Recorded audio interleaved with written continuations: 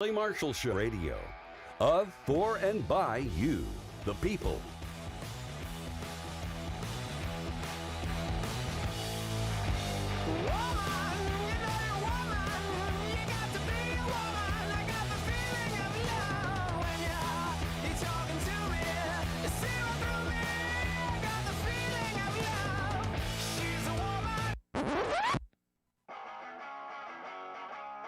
Live from our nation's capital, it's Deadline DC with Brad Bannon.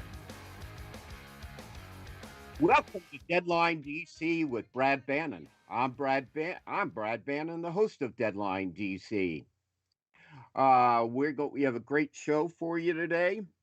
I'm a national Democratic strategist, a columnist for The Hill in Washington, D.C., and a political analyst for news radio stations WGN in Chicago and KNX in Los Angeles.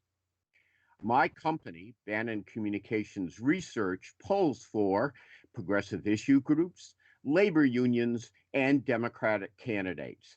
BannonCR.com is the sponsor of today's show. If you want to find out more about me or my political polling company, or if you have any ideas or suggestions for Deadline DC, the best way to reach me is on Twitter. My Twitter handle is Brad Bannon, all one word. This week on Deadline DC, we have two great guests. In the first half hour, our guest is Sarah Jones, who is the editor-in-chief of PoliticusUSA. And in the second half hour, we're going to talk about the economy with our economist in residence, Dr. Robert Shapiro. But first, we have a clip from Republican Senator Lindsey Graham talking about the Democratic prompt threats to end the filibuster. A lot of the stuff that you just objected to is not in my bill. His is a stripped-down version, and he doesn't talk about an independent commission. He just says ban partisan gerrymandering, and as you know, the Constitution does provide for federal oversight of state elections. Here's the practical question here. If you if Republicans vote, as it appears you're going to kill the Manchin version of voting rights, you've already, Republicans voted to kill the bipartisan January 6th commission looking into the insurrection at the Capitol. Do you run the risk that Manchin and a couple of other moderate senators will eventually say, look, bipartisanship isn't working, and you know what, we're not going to kill the filibuster, but we're going to reduce the number of votes you need to stop a debate from 60 to 55. Do you run that risk? I hope not, because I was in Joe Manchin's shoes. I like Joe Manchin. I'm willing to work with him on infrastructure. We're very close on police reform. You haven't talked about police reform, but I think we can get there. I think Tim Scott and Cory Booker and the rest of us are very close to a police reform package that would be bipartisan. But when we had the House and the Senate and the White House under President Trump, I had a bunch of Democrats wanting to sign a letter with me protecting the filibuster. Every one of those Democrats have fled for the hills. So I was beat on every day. Why don't you give in and agree with President Trump to change the rules so we can get the Trump agenda through? I said, no, I don't think it'd be good for the country. Never once did I go to Joe Manchin or any other Democrat and say, if you don't do some of the things I want, I'm going to agree with Trump to change the rules. I'm not going to be extorted here. Yeah, that's Lindsey Graham, who is one of the GOP leaders in the Senate, who's hell-bent on obstructing any meaningful reform in the political process or in the need to upgrade America's infrastructure into the 21st century. And he calls the Democratic efforts for reform in the economy and in politics extortion. That's pretty much sums up to me the Republican opposition these days. Our guest in this half hour is Sarah Jones, who's editor-in-chief of PoliticusUSA. She has been featured on many national radio, television, and print outlets, including CNN and MSNBC.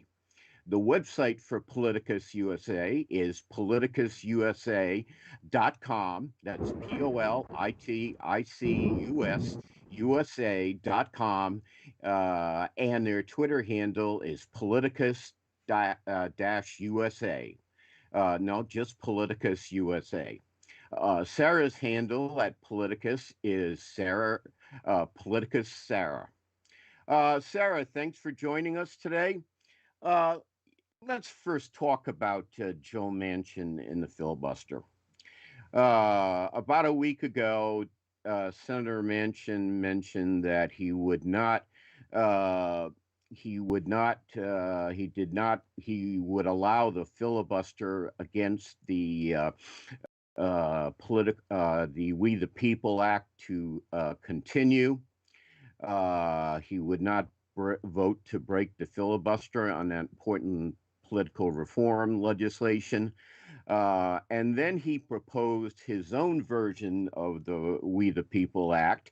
And not surprisingly, Mitch McConnell announced that the Republicans would filibuster the Manchin compromise.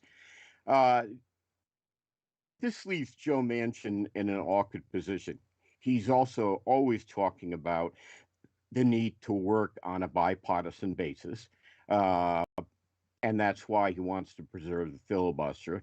But then when he attempts to do something bipartisan and propose his own version of the We the People Act, Mitch McConnell just basically says, no, I'm going to filibuster that.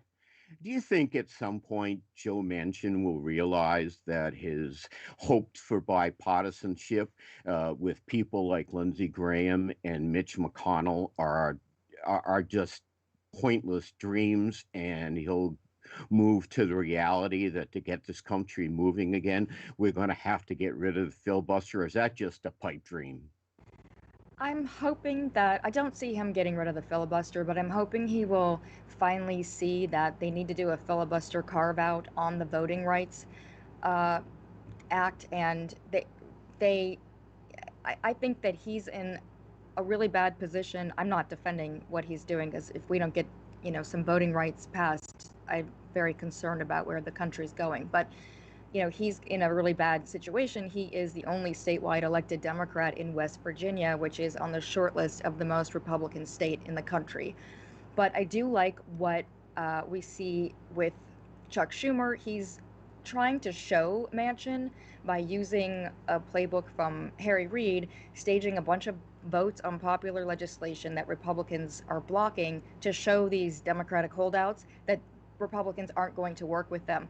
Or you could even say to show the Democratic holdouts base back at home what they're up against. Now, does that mean he moves? I don't know. I mean, none of us know. I'm very concerned that he doesn't understand what's at stake, but I know that he does care a lot about voting rights. And so that's the big hope that is undermining all of that. And I want to go back to the Lindsey Graham quote just for a second, because he said that he would not be extorted. I would like him to explain then his behavior for the 4 years under Donald Trump, because it looked to me like he had been extorted by someone, like Donald Trump. He has not behaved in a logical or nothing could make sense of the way he did this kind of pivot and then just started becoming a Trump puppet, if you will. Yeah, he was. It seemed to me Lindsey Graham during the 4 years of Donald Trump's presidency went, way along with Trump, all his crazy ideas. He seemed to be a toady for Trump. Right. And he just doesn't see. I remember. I'm old enough to remember a day, which is long ago, when John McCain was in the Senate. He and John McCain were part of an effort to open up the Republican Party. But I think when John McCain died, he took Lindsey Graham's spine with him, because he was a toady for Trump for 4 years, and now he's bent on breaking any attempt Democrats to reform the nation. So a commentary on Lindsey Graham, because, back in the day when John McCain was still around, Graham was McCain's buddy and tried to, fight for reform, but those days are long past. I remember Okay, that as well. Yeah, I don't know what yeah. happened to him. Yeah. Okay, we're going to go to break now, but we come back from our break. We'll have more of Sarah Jones, who is the editor-in-chief of Politicus USA. We're discussing the week's political news. We'll be back after these messages with more of Deadline DC with Brad Bannon. So don't go anywhere. You'll hate yourself.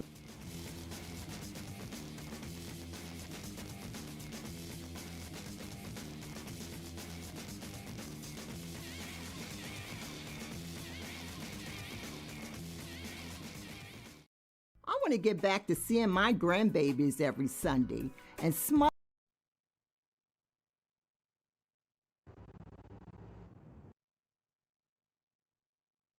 Okay. Welcome back to Deadline DC with Brad Bannon. Our guest in this half hour to discuss the political news of the week is Sarah Jones, who is editor-in-chief of Politicus USA. Let's try this, Sarah. About 2 weeks ago, Donald Trump began his I'm Still the President tour in North Carolina, where he spent most of his speech to a group of Tar Heel Republicans, claiming that he was still president and he was cheated out of the White House. I fear we're in for another round of that. He is appearing this Saturday in Lorain, Ohio, and I'm sure he's going to complain more about being cheated out of the presidency. Many Republicans like Lindsey Graham are in lockstep with Donald Trump. If you look at the national polls, rank and file Republicans love Donald Trump. But I'm of the mind that as much as I hate to see Donald Trump, he's very unpopular. And I think his I'm Still the President tour does the Republicans more harm than good, because he is very unpopular. It seems to me that as long as he's around in such a prominent role, it stops the Republicans from taking a hard look at themselves and what they can do to become more popular. What's your take on Donald Trump? Well, I have to agree with everything you said. First of all, I think what he's doing is really dangerous, and it's outrageous that his party is allowing this. Usually, a new president gets many, many years without the former president being in the news and making commentary even on what's going on in politics. So, but that's not the only reason it's dangerous. We saw on January 6th why what he's doing is dangerous, and he's still selling the big lie. But I agree with you 100%. That Trump's return is good for them. It feels good to them. But as 2020 demonstrated, nobody gets out the Democratic vote like Donald Trump. So one could argue that the best election strategy for Republicans to take back the House and Senate in 2022 would be to make a local race by race approach. But Trump's presence is going to allow Democrats to nationalize the election, turn it into a referendum on Donald Trump, and equate support for any Republican candidate as support for the twice impeached Capitol attack inciting failed one-term president. Yeah, Donald Trump is a bad habit that Republicans just don't want to break. I mean, it's like giving up cigarettes, I think. I mean, a lot of people think it's a good idea, but can't bring themselves to break the habit. And a lot of others don't even think about breaking the cigarette habit because they don't think about it. But, it's interesting. His first trip was to North Carolina, where there'll be a hot Senate race in 2022. There's also going to be an open Senate race in Ohio. And I think many Republicans feel that Trump can galvanize the Republican base, which might help them in a turnout election. But I can't help but thinking they're doing themselves more harm than good. We're going to take a break now. We'll be back with more of Deadline DC after this message.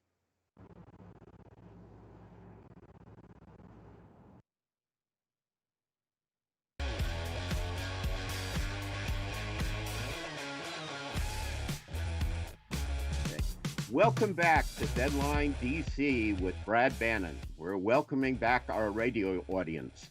And by the way, if you're part of our radio audience and you'd like to see us as well as hear us, which many people do, imagine people enjoying to watch me. You might actually, some people probably glad just have to listen to me. But anyway, if you would like to watch me as well as listen to me and our great guests like Sarah Jones from PoliticusUSA, you can watch us on Periscope TV at www.periscope.tv/Brad Bannon. You can watch us on Facebook Live at tinyurl.com/BB Facebook Live, and you can also see us on YouTube at tinyurl.com/Brad on YouTube. Anyway, we're back in with our guest in this half hour, Sarah Jones, who's the editor-in-chief of Politicus USA. Sarah's Twitter handle is Politicus Sarah. PoliticusSarah, if you'd like to read more of the good stuff she writes or have a conversation with her. Let's move on here. I want to go back to a discussion we had at the beginning of this segment. It seems to me you could look at the Democrats have proposed two groundbreaking pieces of legislation. The For the People Act, which would, be a significant improvement in our political culture and our political behavior. It would end Citizens United. It would reduce voting restrictions many states are now imposing on voters of color. We also have Joe Biden's American Jobs Act, which would bring the United States kicking and screaming economically into the 21st century, and also fighting climate change. And the reality is Joe Biden is caught between a rock and a hard place. He is, and basically because of the filibuster rule, which, honestly, it doesn't seem that there's much chance that the filibuster is going to end. Does that mean we're going to end up, if we end up with any legislation at all, we're going to end up with watered down political reform and watered down economic reform? Or can we do better than that, Sarah? That's a great question. I think I share the hopes with many that Democrats will be able to act boldly on this. The problem, obviously, is that they've got several Democrats who are not on board, and I think we're seeing that with the infrastructure package. That now that it's being broken down, Democrats have to keep all 50 members on board for everything, and then they break these two packages down, and then some Democrats are concerned that the Sinema Manchin types are going to only support one package and not the other. So that puts the infrastructure bill at risk. I do think that it's going to happen. I don't think it'll be this smaller so-called bipartisan plan, because even that plan, the senators who negotiated it have no agreement on how it will be paid for. And Republicans want to raise a gas tax and user fees, and the White House has already shot down that idea. The infrastructure bill, I think, will happen, but I think it's going to be the least likely of the three possibilities that smaller bipartisan compromise will pass due to the pay-for issues. So I'm hoping that we do see movement on some of these things. It would do wonderful things for the country. You can see the analysis that has been done by financial people, which is not even looking at what liberals want for this country, which is for people to have safety nets and for we to have to fix some of this inequity that's been so long baked into the whole system. But it also makes sense just from a financial point of view. So to see Republicans, of course, blocking all of this, not supporting legislation that's very popular, the infrastructure package, 68% of Americans support that. You don't see Republicans getting on board because they simply refuse to do anything that would help the country if it also helps Democrats. And that's Yeah, how well, I they hope see you're that. right. I mean, I'm editorializing here, but it seems to me that the For the People Act and the American Jobs Act offer the hope of the kind of fundamental political reform this country needs. We need to open up the political process. We need to eliminate the power of big corporate money. And on the Americans Jobs Act, it offers hope to retooling their economy to make it a modern economy. It offers hope that we're going of fundamentally changing the tax structure to help middle class Americans and reverse the corporate tax cuts that were enacted under Donald Trump. And it also gives us a fighting chance at combating climate change. And I don't know what's going to happen, but I fear sometimes we're going to end up with meager packages on both for political and economic reform that won't meet the fundamental challenges that America's facing. Let me ask you about one other thing. The House, I believe, is going to take a vote today on creating a commission to investigate the insurrection at the Capitol building on January 6th. Is that useful? That's the first thing that the Republicans filibustered in the Senate, but now the House is talking about going it alone. Is it still a worthwhile exercise, or should we just let the legal process work? The FBI and the Justice Department are investigating the legal process. Is there any reason to have another House investigation of the insurrection? There absolutely is. We've already seen some things be uncovered by the House that we didn't know about before, and that's the whole benefit that you get from, and that's why Republicans are blocking it, frankly, because not only do you uncover things, you get investigatory powers, but we also have the issue of we need the House doing this because we have had some flags raised about the FBI's behavior, some members of the FBI, in the lead up to that attack, that domestic attack. And so there are many reasons why this has to happen in the House. It is absolutely, you would never see Republicans or anyone else justifying not doing an investigation, an independent investigation into 9/11. Well, 1/6 was 9/11.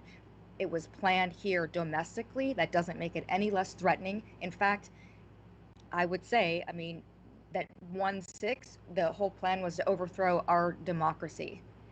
Sarah, thanks very much for joining us today. Our guest in this half hour has been Sarah Jones, editor-in-chief of PoliticusUSA. After this break, we'll be back to talk about the economy with Dr. Robert Shapiro, our resident economist on Deadline DC. So don't go anywhere. We'll be right back.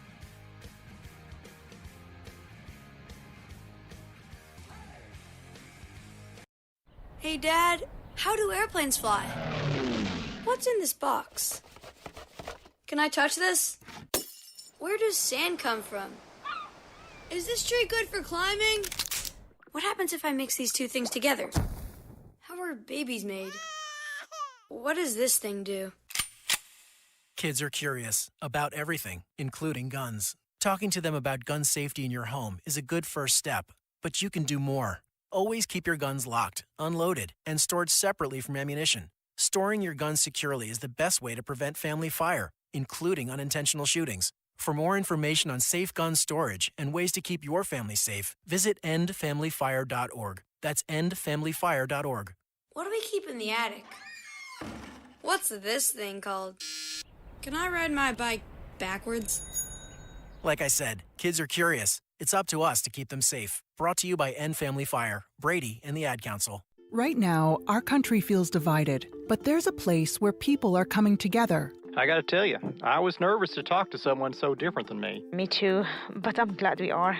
Love Has No Labels and One Small Step are helping people with different political views, beliefs, and life experiences come together through conversation, and it feels good. Wow, your story is so... Interesting? Yeah.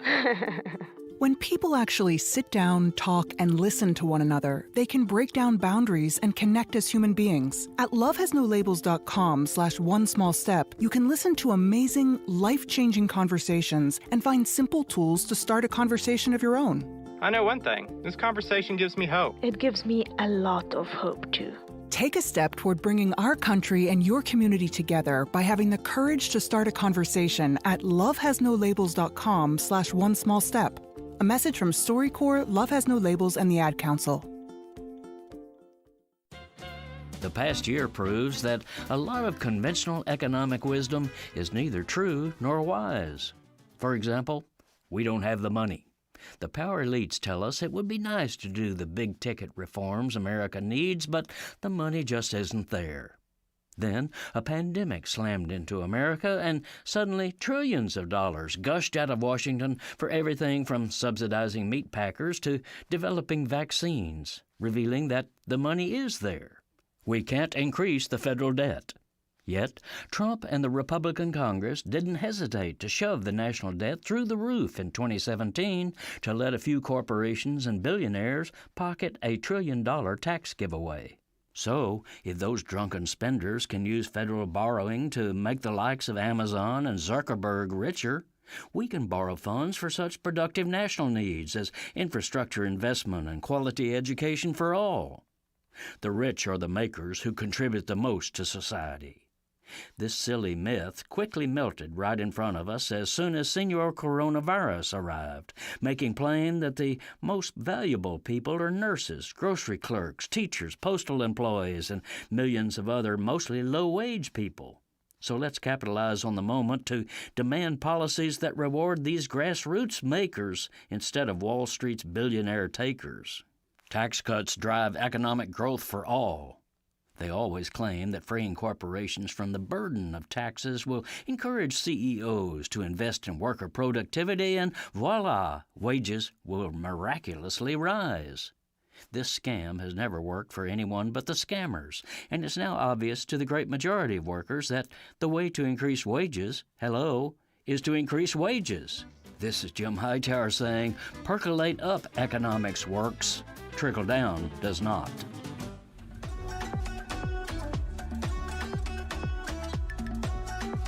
Welcome back to Deadline DC with Brad Bannon. I'm Brad Bannon. We're going to talk about the economy in this half hour.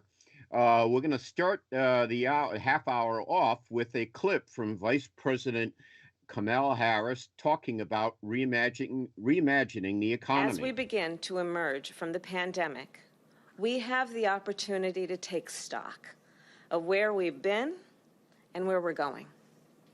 And so this much is clear. The pandemic exposed the flaws, the fissures, and some of the failures in our economy. It has accelerated, in many ways, the inequities in our economy. And so when we took office, President Joe Biden and I knew that more than repair, we must reimagine our economy. Small businesses, of course, are at the center of this reimagining. Small businesses create jobs. Small businesses create wealth. Small businesses employ half of America's workforce. And small businesses keep our nation competitive. And small businesses are critical, therefore, to our nation's future. Right now, small business owners don't just need relief. They need access to capital. That was true before the pandemic, and it remains true today. That was, of course, Vice President Harris talking about the need to reimagine the economy after the pandemic.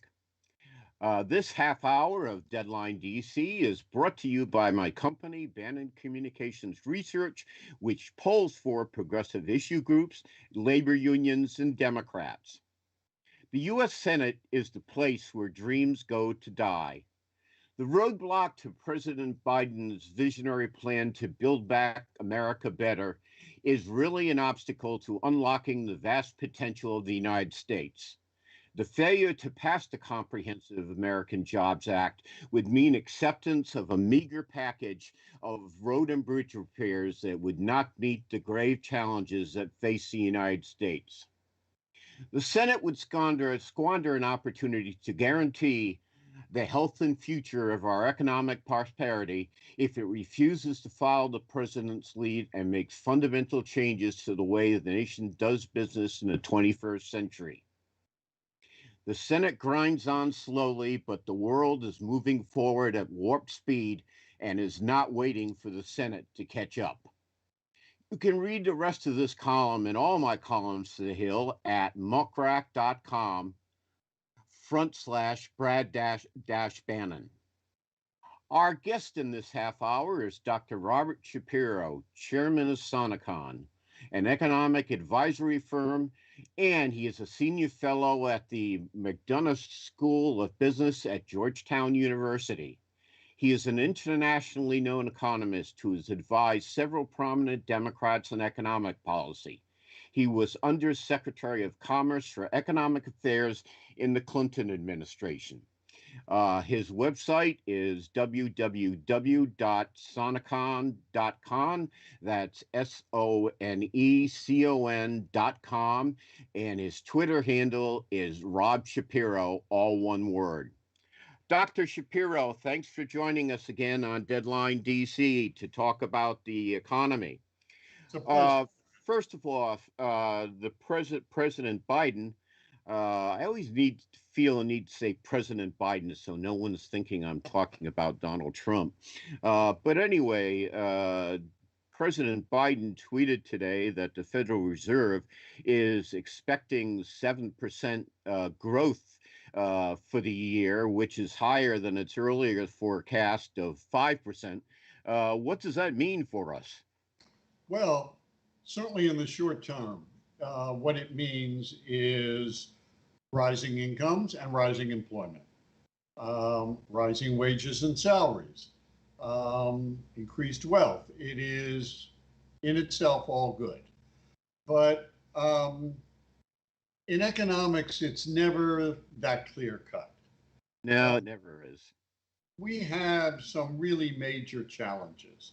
And the challenges are not simple, not only the challenge of rising productivity and a sound way to both raise people's incomes and maintain a reasonable family life, but also basic short-term issues of growth. And let me tell you why. This year is going to be very strong.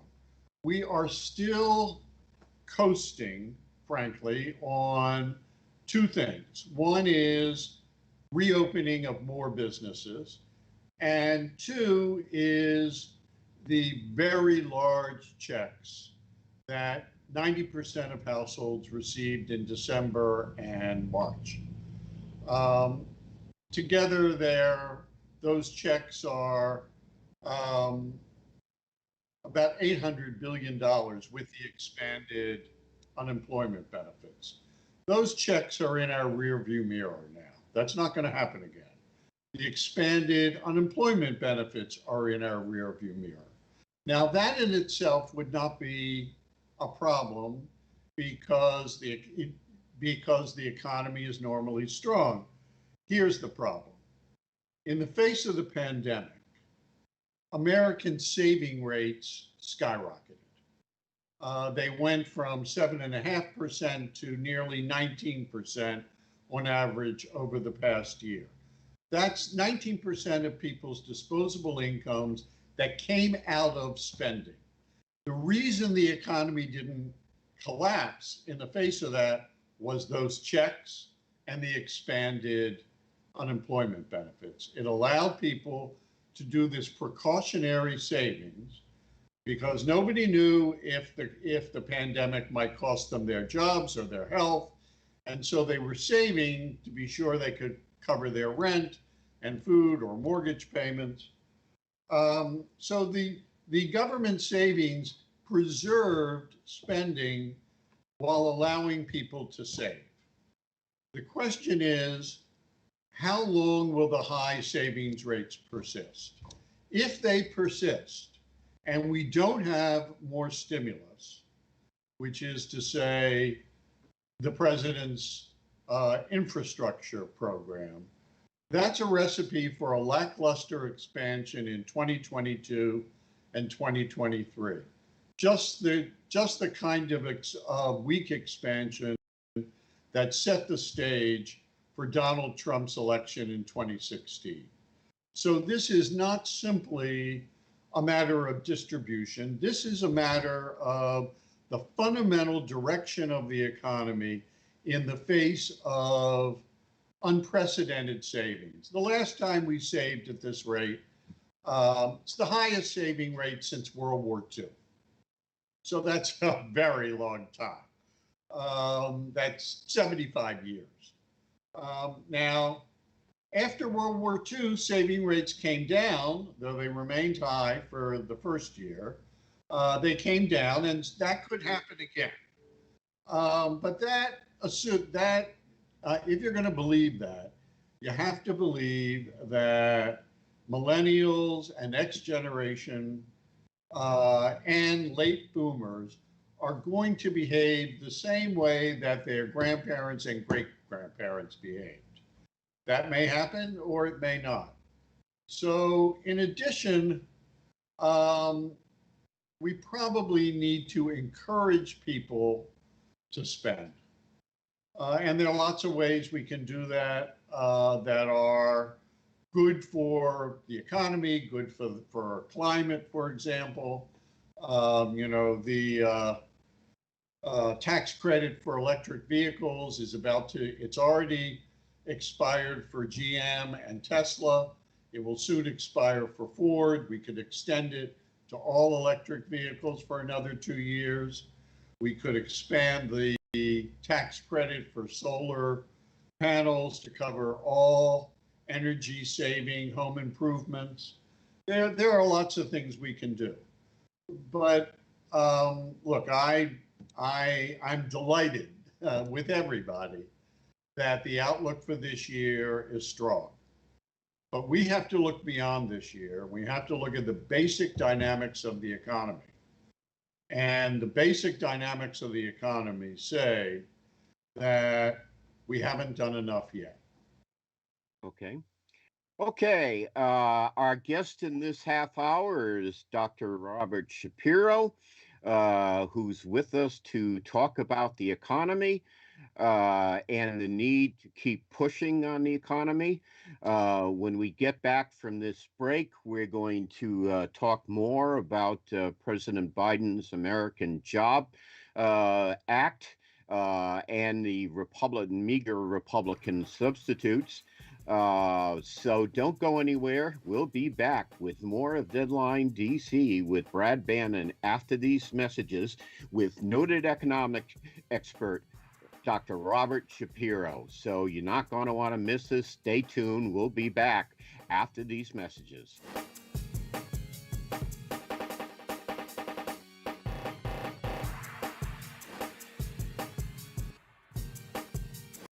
What I know about courage, I learned from my adoptive mom.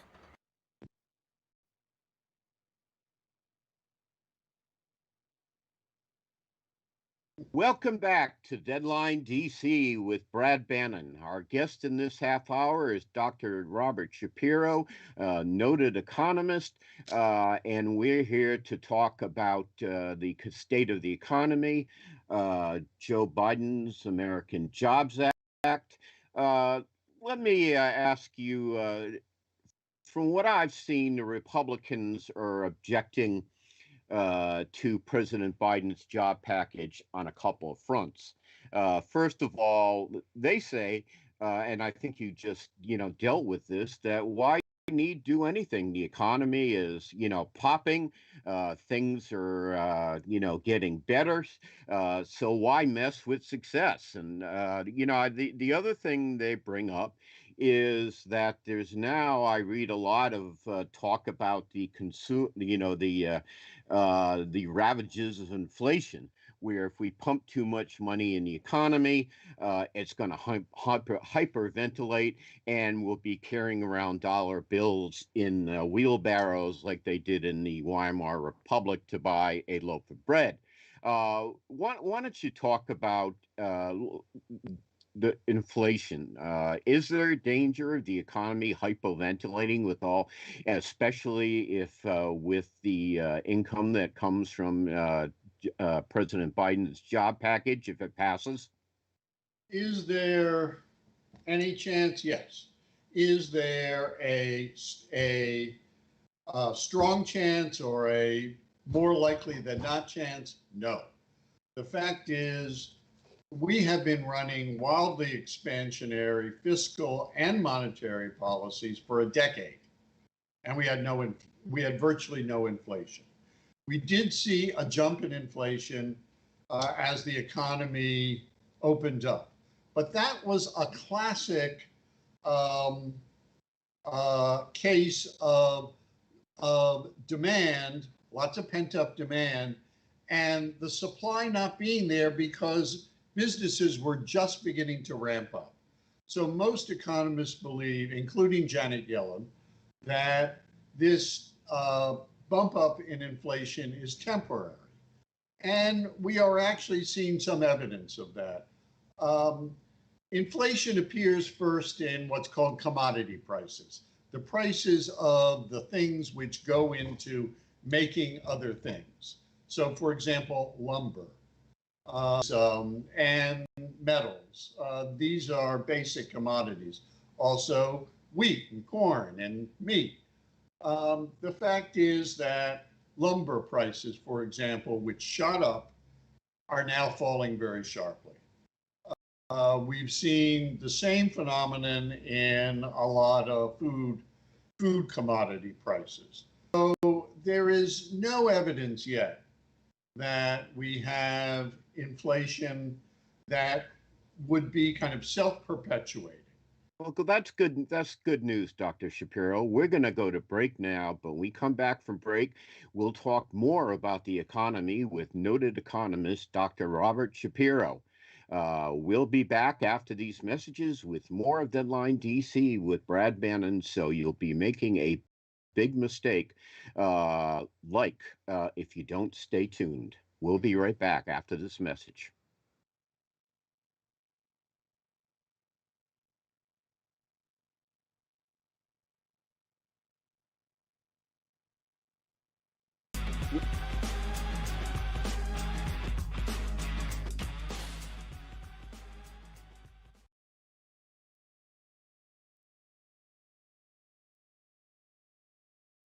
Long.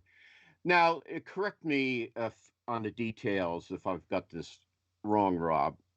The American Jobs Act, which has been proposed by President Biden and is awaiting action or inaction in the Senate, depending upon whether you're a Democrat or Republican, has about, I think it's just over $2 trillion spread over 10 years. Now, the there's a bipartisan group of senators, including Joe Manchin, I think, of West Virginia, who are looking for a much smaller package, which I think is about $500 billion over 5 years, and some of that isn't new spending. I don't quite understand the details or what it does, but could you explain the difference between the two approaches, please? Sure. Look, let's begin with the fundamental proposition that the Republican position is that they don't want the economy to be strong going into the 2022 and 2024 elections. And that's why they're opposing everything. Look, they opposed COVID relief unanimously, or I think with one exception, Lisa Murkowski. And so this is really about politics. The package that they are proposing, you're right, it's smaller than it looks. Part of the money comes out of money which has already been authorized for cities and states, for example. So that's no net increase in stimulus. Part of it doesn't come from spending at all, but from new tax credits for public-private partnerships. That is, businesses that want to build toll roads where they collect the tolls. So it really is inadequate, both for the long-term project of increasing American productivity by modernizing all of our infrastructure, and not just roads and bridges, but the electric grid and broadband for everyone. It's also inadequate for the more immediate problem of jobs and growth. So it's from an economic point of view, frankly, the administration's program is a no-brainer.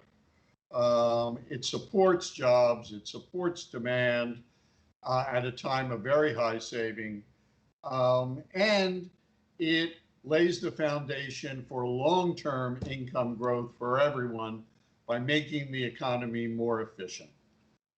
So it's also, frankly, boils down, just like the Republican position boils down to politics. In a sense, so does the Democratic position. The fact is, the only way we're going to get the public investments that the economy needs in both the short term and the long term at this point is to use reconciliation. We cannot do it through normal process because the political system no longer allows it. And, one side has been willing to freeze policy making in its own interest. We should be ready to unfreeze it in the nation's interest. Okay. Now, it seems to me, and again, I'm not an economic expert, which is why you're here, actually, but it seems to me the American Jobs Act does at least three separate things that I can think of. The first is it's an effort to drag the American economic system kicking and screaming into the 21st century. I mean, we're all talking about economic competition with China. China, the economy seems to be, I don't know, I see all these bullet trains and everything, and their economy seems to be more modern than ours, which is, not a good thing for us. It also completely revamps the tax structure. While Donald Trump was president, we had a new tax act which didn't do much to help middle-income Americans, but it did lower the corporate tax rate, and the Biden proposal would address some of that. And also, it's an effort to aggressively deal with the climate crisis. Could you talk about some of the aspects of the Biden plan and how it would deal with the climate crisis? Well, certainly. The Biden plan includes a whole series of steps which would reduce the risks of global warming, from creating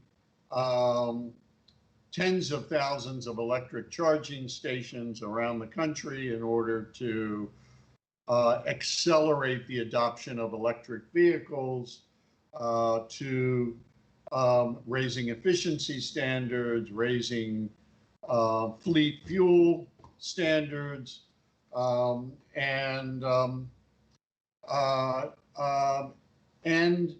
redoing all federal buildings to make them more energy efficient.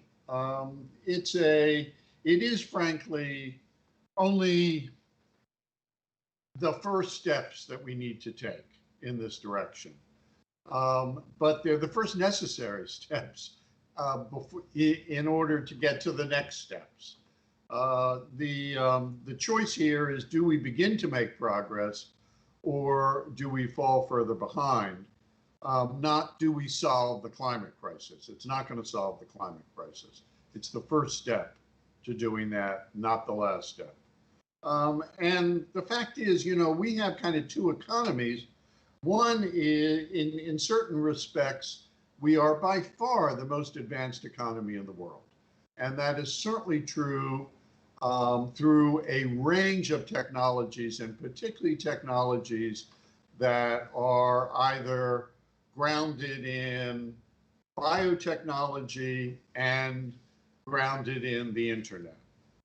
We are leaps and bounds ahead of China and everywhere else in the world. However, with respect to the basic task of getting from place to place and shipping goods from place to place, and everyone receiving the necessary information, in the first respects, we are now lagging China. In the second respects, we're lagging places like South Korea and Scandinavia. And that is simply a matter of will and decision. We have the resources, both the intellectual, human, and capital resources, to be a world leader in all of those respects, if we decide to make the investments. And the investments begin with public investment. Okay. Will you explain, you brought up the subject now with the reconciliation process on fiscal matters, that basically eliminates the filibuster with an option, and Democrats could pass the package with the 50 senators they have and Vice President Harris's vote. Do you think that's a reasonable possibility for President Biden's plan? I mean, is Joe Manchin go along with that, or is that a pipe dream? Well, I think I don't think it's a pipe dream. I think Joe Manchin will go along with it. I think you could actually maybe get Lisa Murkowski as well, who's facing a tough re-election fight in Alaska. Trump endorsed your opponent last week, actually. And really? Well, we are going to have to demonstrate that the Republicans are not sincere in coming to a compromise that meets the basic needs of the economy. The current position does not, and we would have to move them kind of midway between the administration proposal and where we are today. Move it up to 1.4, 1.5 trillion over 10 years and in actual new spending. And if they resist that, I think Manchin will fall in line. I hope you're right about that. Dr. Shapiro, thanks very much for joining us today on Deadline DC with Brad Bannon. Thanks to our guests, Dr. Shapiro and Sarah Jones from PoliticusUSA. We'll be back next Monday with a brand new show. Thank you.